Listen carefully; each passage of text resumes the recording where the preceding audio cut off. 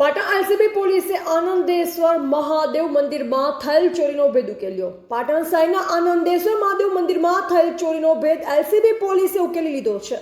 તસ્કરોએ મંદિરને નિશાન બનાવી કુલ રૂપિયા 1.51 લાખની ચોરી કરી ફરાર થયા. આ મામલે પાટણ બી ડિવિઝન પોલીસ મથકે ફરિયાદ નોંધાઈ. પોલીસે ચોરીની ગંભીરતાને ધ્યાનમાં રાખી અલગ અલગ ટીમો બનાવી તપાસ ચક્ર ગતિમાન કર્યા. સીસીટીવી ફૂટેજ અને ખાનગી બાતમીદારોની મદદથી પોલીસે તસ્કરો સુધી પહોંચવામાં સફળતા મેળવી. એલસીબી પોલીસે 3 ઇસમોને ઝડપી પાડી તેમની પાસેથી રૂપિયા 51,960 રોકડ, હ્યુન્ડાઈ કાર અને ચોરીમાં વપરાયેલ સાધનો કબજે કર્યા. તપાસ દરમિયાન ખુલ્યું કે મંદિરમાં ચોરી કરતા પહેલા તસ્કરોએ સ્થળની રેકી કરી હતી. પોલીસના જણાવ્યા મુજબ પ્રાથમિક પૂછપરછમાં આરોપીઓ મંદિર ચોરીઓમાં માહિર હોવાનું સામે આવ્યું છે. ચોરીમાં સામેલ એક ફરાર આરોપીને ઝડપી પાડવા પોલીસે ચક્ર ગતિમાન કર્યા છે. ધ ગુજરાત લાઈવ ન્યૂઝ સાથે ગોવાભાઈ આહિર. પાટણ શહેરના આનંદેશ્વર મહાદેવની અંદર ચોરી થઈ છે, ગુનાનો ભેદ ઉકેલાયો છે. શું છે? તારીખ 20 ઓગસ્ટ 2025ના રોજ Patan city B division police station વિસ્તારમાં સરસ્વતી નદીના કિનારે જે આનંદેશ્વર મહાદેવ આવેલું છે ત્યાં ચોરીનો બનાવ બનેલો. ટોટલ 1,91,000 રૂપિયાની ચોરી જે ફરિયાદમાં બતાવી છે એ પ્રમાણે ચોરીનો બનાવ બનેલો. આ ગુનાની ગંભીરતાને ધ્યાનમાં લઈને રિસ્પેક્ટેડ આઈજી સાહેબ, રિસ્પેક્ટેડ એસપી સાહેબની સૂચના મુજબ એલસીબીની અલગ અલગ ટીમો બનાવીને આ ગુનો ડિટેક્ટ કરવા માટે અલગ અલગ ટીમો કાર્યરત હતી.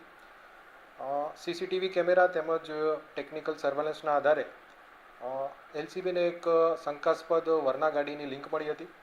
આ વરના ગાડીને ટ્રેસ કરતાં આ ગુનામાં જે સંડોવાયેલા છે એવા ટોટલ 4 ઇસમોના નામ બહાર આવ્યા હતા.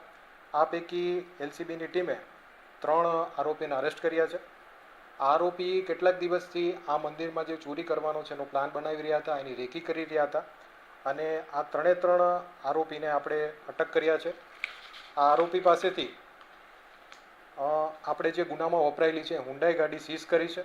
આ ઉપરાંત આજે ચોરી કરવા માટે એણે લોખંડની કોસનો ઉપયોગ કરેલો હતો, એ પણ આપણે સીઝ કરી છે. અને મુદ્દામાલની વાત કરીએ તો ટોટલ 51,960 રૂપિયાની આપણે રિકવરી કરી છે. આરોપીનું નામ છે?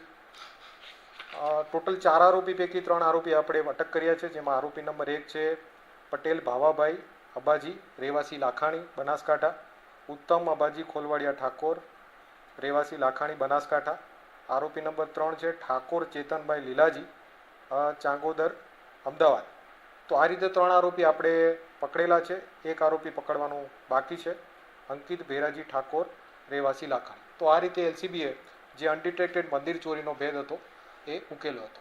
આરોપી કઈ ચોરી